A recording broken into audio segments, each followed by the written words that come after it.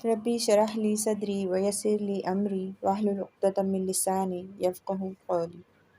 الحمد للہ رب العالمین والصلاۃ علی سید المرسلین، اما بعد فاعوذ باللہ من الشیطان الرجیم، بسم اللہ الرحمن الرحیم۔ سورۃ البقرہ مدنی صورت ہے۔ اس میں 40 رکوع اور 286 آیات ہیں۔ بقرہ کے معنی ہیں گائے۔ سورہ بقرہ کا نام اسی مناسبت سے رکھا گیا کیونکہ اس میں گائے کا واقعہ بیان کیا گیا ہے۔ اس سورہ میں 3 گروہوں کا ذکر ہے۔ پہلی 5 آیات مومنین کے حق میں، 2 آیات کفار کے حق میں اور 13 آیات منافقین کے حق میں نازل ہوئی۔ اس کے علاوہ اس سورہ میں بنی اسرائیل کا ذکر ہے جو حضرت موسیٰ علیہ السلام کی قوم تھی۔ اللہ تعالیٰ نے اس قوم پر بہت سے انعامات و کرامات کیے۔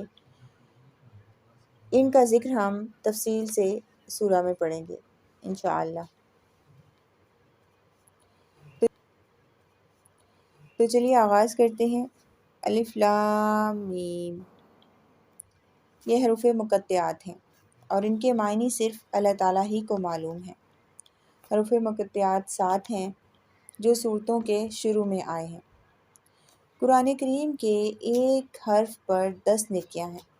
الف ایک حرف، لام دوسرا اور میم تیسرا، تو اس طرح صرف الف لام میم پڑھنے پر 30 نیکیاں ملتی ہیں۔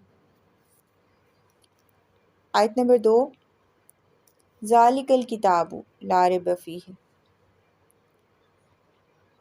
ذالک یہ، الکتاب کتاب ہے، لا ریب نہیں شک، فیہ اس میں، ھدی للمتقین ہدایت ہے پرہیزگاروں کے لیے۔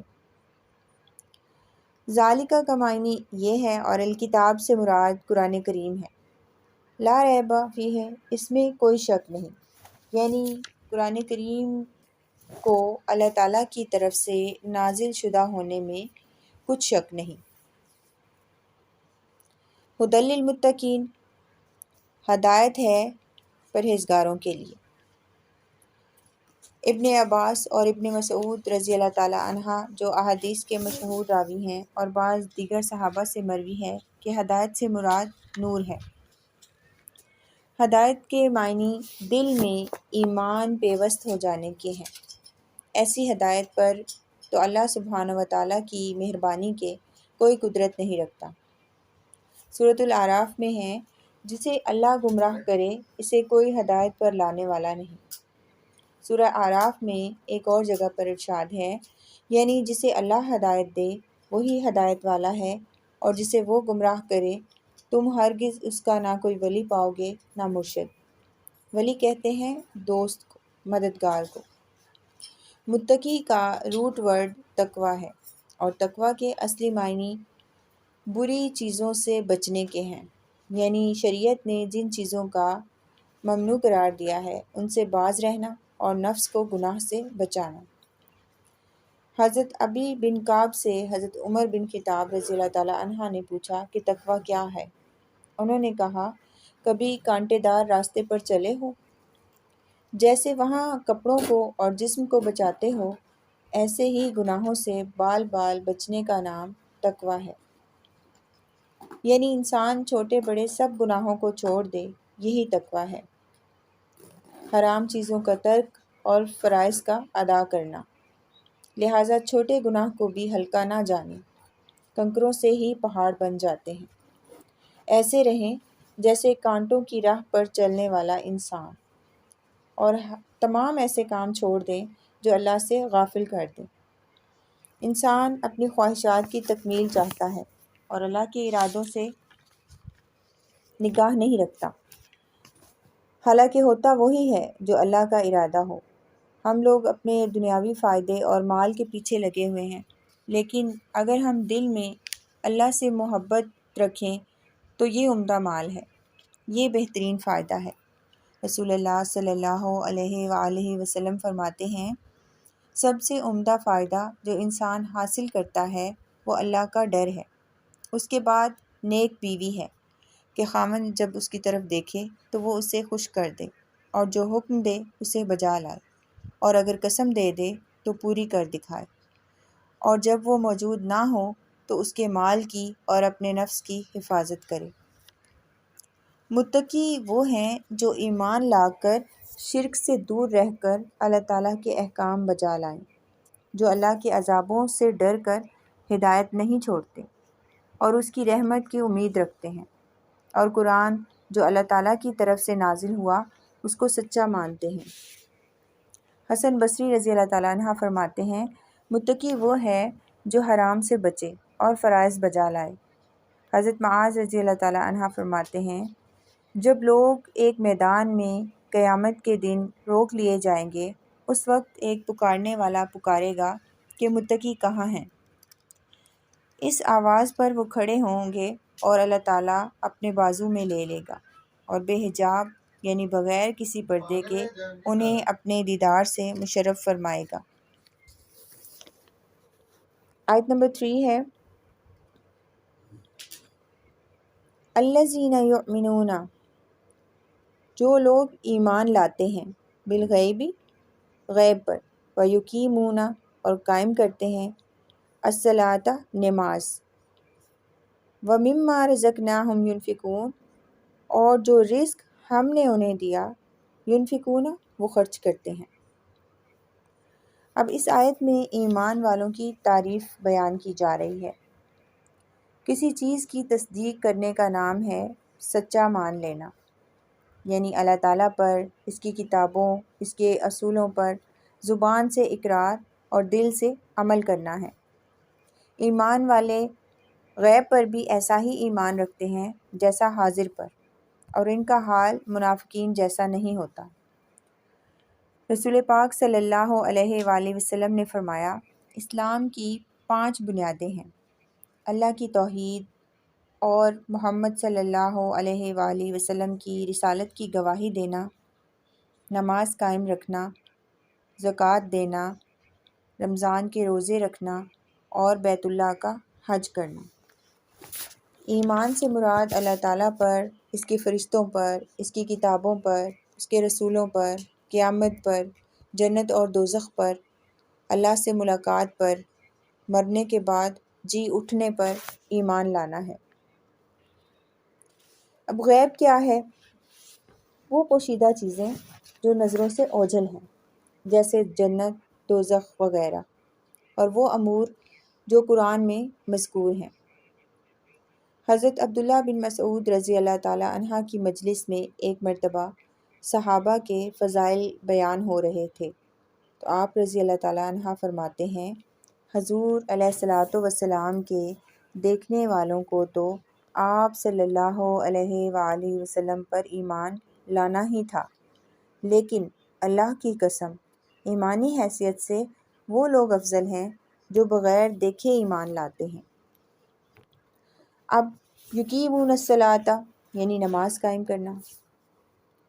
صلاۃ یہ لفظ صلی سے ماخوذ ہے، جس کے معنی ہے جھک جانا، لازم ہو جانا۔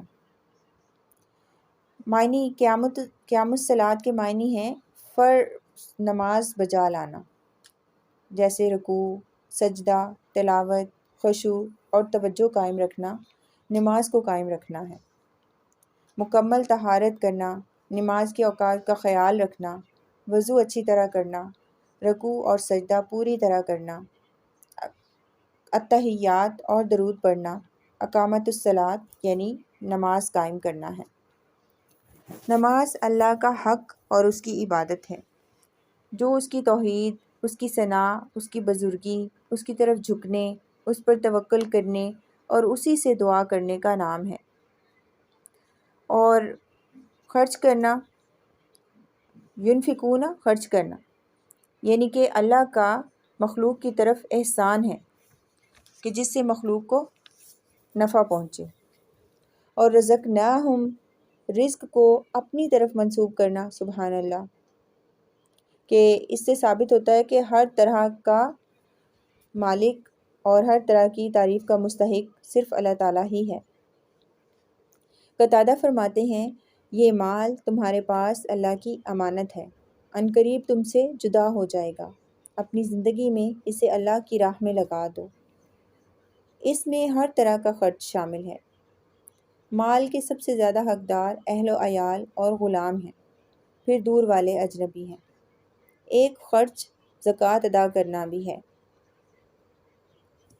آیت نمبر 4، والذین، اور جو لوگ، والذین، اور جو لوگ، یؤمنون، ایمان لاتے ہیں، بما، جو، انزلہ، نازل کیا گیا، الیکا، تیری طرف، وما، اور جو، انزلہ، نازل کیا گیا، من قبلک، آپ سے پہلے، وبالآخرۃ ہم یوقنون، اور آخرت پر ایمان رکھتے ہیں، یقین رکھتے ہیں۔ اب یہاں پر مومنین کے اعمال کا ذکر ہے کہ وہ کس طرح کے ہونے چاہیے۔ مطلب یہ ہے کہ جو کچھ اللہ کی طرف سے تم پر نازل ہوا اور آپ صلی اللہ علیہ وآلہ وسلم سے پہلے کے انبیاء پر نازل ہوا، وہ ان سب کی تصدیق کرتے ہیں۔ ایسا نہیں کہ وہ کسی کو مانیں اور کسی سے انکار کر دیں، بلکہ اپنے رب کی سب باتوں کو مانتے ہیں اور آخرت پر بھی ایمان رکھتے ہیں، یعنی بعث و قیامت، جنت و دوزخ، حساب و میزان، سب کو مانتے ہیں۔ قیامت چونکہ دنیا فنا ہونے کے بعد آئے گی، اس لیے اسے آخرت کہتے ہیں۔ سورہ بقرہ کی آخری 2 آیات میں بھی مومنین کی تعریف کی گئی ہے، جن میں ایمان والوں کا اللہ تعالیٰ پر اور اس کے تمام رسولوں اور سب کتابوں پر ایمان لانے کا ذکر ہے۔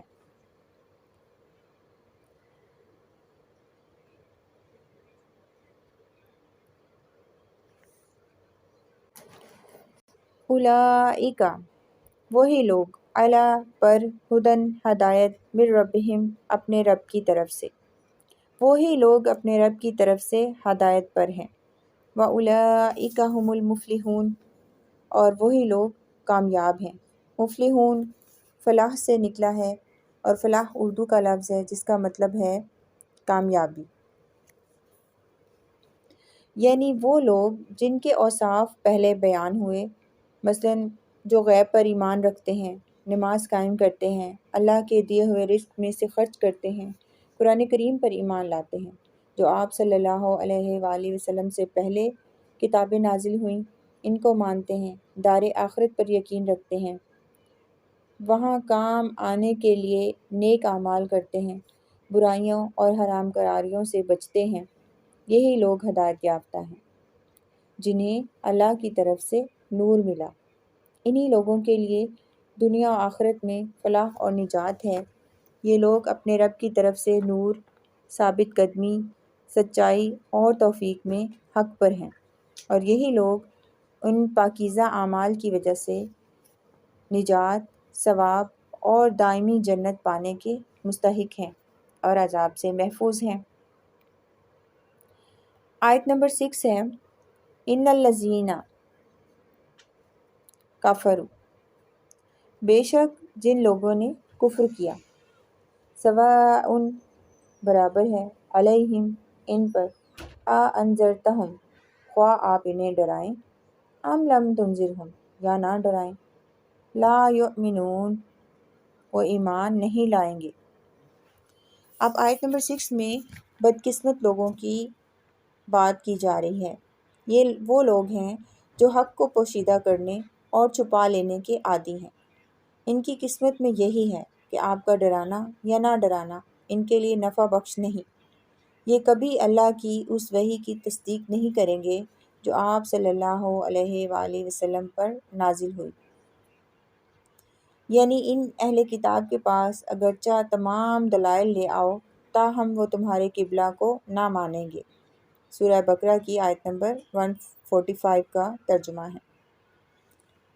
یعنی ان بد نصیبوں کو یہ سعادت حاصل نہیں ہوگی، ان گمراہوں کو ہدایت نصیب نہیں ہوگی۔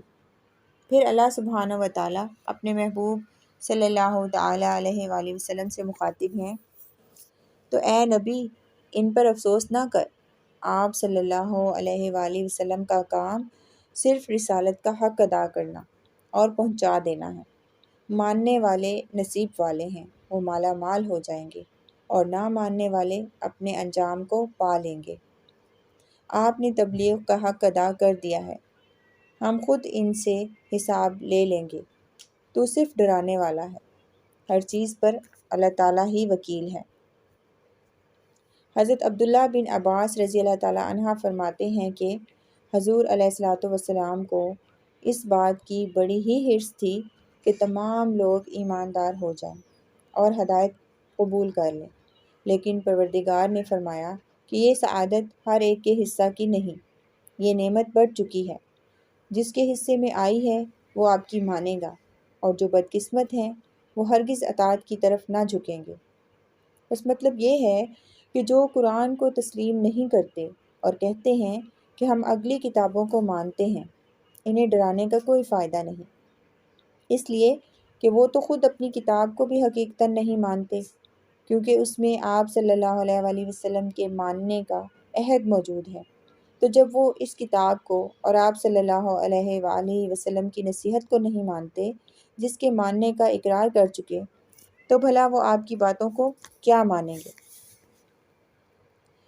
نیکسٹ آیت ہے، ختم اللہ علی قلوبہم، ختم مہر لگا دی اللہ نے، علی قلوبہم ان کے دلوں پر، وعلی سمعہم اور ان کے کانوں پر، وعلی ابصارہم اور ان کی آنکھوں پر، غشاوۃ پردہ ہے، وَلَهُمْ عذاب عظیم اور ان کے لیے بڑا عذاب ہے۔ مہر لگانا، مہر کیوں لگا دی گئی؟ یعنی ان پر شیطان غالب آ گیا اور وہ اس کی ماتحتی میں لگ گئے، یہاں تک کہ مہر الہی ان کے دلوں اور کانوں پر لگ گئی اور آنکھوں پر پردہ پڑ گیا، ہدایت کو نہ دیکھ سکتے ہیں، نہ سن سکتے ہیں، نہ سمجھ سکتے ہیں۔ حضرت مجاہد فرماتے ہیں کہ گناہ لوگوں کے دلوں میں بستے چلے جاتے ہیں اور انہیں ہر طرف سے گھیر لیتے ہیں، بس یہی صبر ہے۔ حضرت مجاہد نے اپنا ہاتھ دکھا کر کہا، دل ہتھیلی کی طرح ہے اور بندے کے گناہ کی وجہ سے وہ سمٹ جاتا ہے اور بند ہو جاتا ہے، اسی طرح گناہوں سے دل پر پردے پڑ جاتے ہیں، پھر اس پر کسی طرح کا حق اثر نہیں کرتا۔ تکبر کی وجہ سے ان کا حق سے منہ پھیر لینا بیان کیا جا رہا ہے، جیسے کہا جاتا ہے کہ فلاں شخص اس بات کے سننے سے بہرا بن گیا ہے، مطلب یہ ہوتا ہے کہ تکبر اور بے پرواہی کر کے اس نے اس بات کی طرف دھیان نہیں دیا۔ اللہ تعالیٰ نے اپنی ایک صفت مہر لگانا بھی بیان کی ہے جو کفر کے بدلے ہے، اسی لیے ایک دعا سکھائی گئی ہے، حدیث پاک صلی اللہ علیہ وآلہ وسلم ہے، اے دلوں کے پھیرنے والے، ہمارے دلوں کو اپنے دین پر قائم رکھ۔ رسول پاک صلی اللہ علیہ وآلہ وسلم نے فرمایا، دلوں پر فتنے اس طرح پیش ہوتے ہیں جیسے ٹوٹے ہوئے بورے کا ایک ایک تنکا، جو دل انہیں قبول کر لیتا ہے اس میں ایک سیاہ نقطہ ہو جاتا ہے، اور جس دل میں یہ فتنے عمل نہیں کرتے اس پر سفید نقطہ ہو جاتا ہے، جس کی سفیدی بڑھتے بڑھتے صاف سفید ہو کر سارے دل کو منور کر دیتی ہے، پھر اسے کوئی فتنہ نقصان نہیں پہنچا سکتا۔ دل کی سیاہی کیا ہے؟ جو حق قبول نہیں کرتا تو سیاہی پھیلتی چلی جاتی ہے، یہاں تک کہ سارا دل سیاہ ہو جاتا ہے، یہاں تک کہ وہ اس الٹے کوزے کی طرح ہو جاتا ہے، اسے اچھی بات نہ اچھی لگتی ہے اور نہ برائی بری معلوم ہوتی ہے۔ مومن جب گناہ کرتا ہے اس کے دل میں ایک سیاہ نقطہ ہو جاتا ہے، اگر وہ باز آ جائے، توبہ کر لے، ادراک کر لے تو وہ نقطہ مٹ جاتا ہے اور اس کا دل صاف ہو جاتا ہے، اور اگر وہ گناہ بڑھ جائے تو وہ سیاہی بھی پھیلتی جاتی ہے، یہاں تک کہ سارے دل کو سیاہ کر دیتی ہے۔ یعنی گناہوں کی کثرت دلوں پر غلاف ڈال دیتی ہے اور اس کے بعد مہر الہی لگ جاتی ہے۔ اب اس دل میں ایمان کا نور جانے اور کفر کے نکلنے کی کوئی راہ باقی نہیں رہتی۔ اے دلوں کو پھیرنے والے، ہمارے دلوں کو اپنی طرف راغب کر لے۔ آمین ثم آمین۔